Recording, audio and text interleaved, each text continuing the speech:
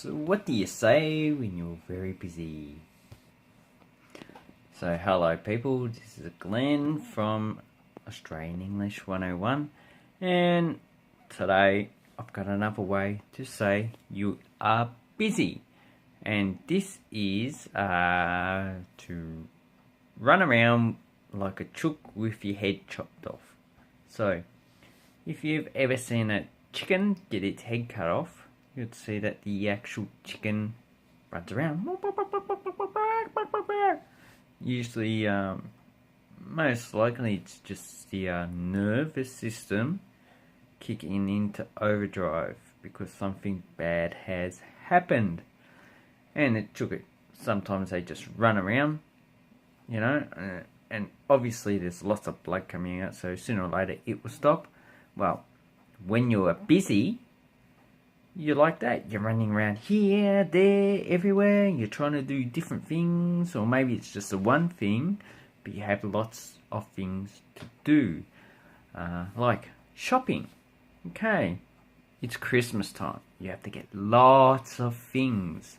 So you have to go to the supermarket. You have to go to another store to get, I don't know, specialty ingredients. You have to go and get some Christmas decorations from another store, probably Target or Kmart, somewhere like that. And all day you're just going around shopping, because that one day is the only day you can go shopping.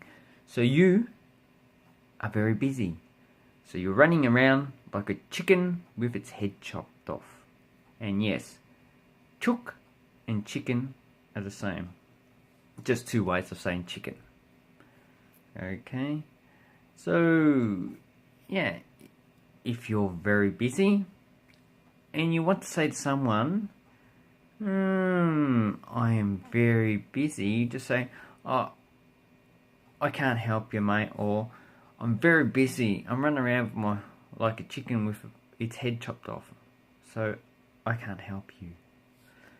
And they would understand in Australia that you're very busy. And I'll probably have a little laugh saying, oh, that's a funny way of saying it. But you say it in a nice way. Don't say it in an angry voice. I'm running around with my head fucking You run around. I'm busy like a chicken with its head cut off. Okay? Or if you want to make it forceful, I'm busy like a chicken with a head cut off. I can't help you now. But never angry. So when you come to Australia, or if you're in Australia, and you've never heard that before, just start using it. It's fun, mate.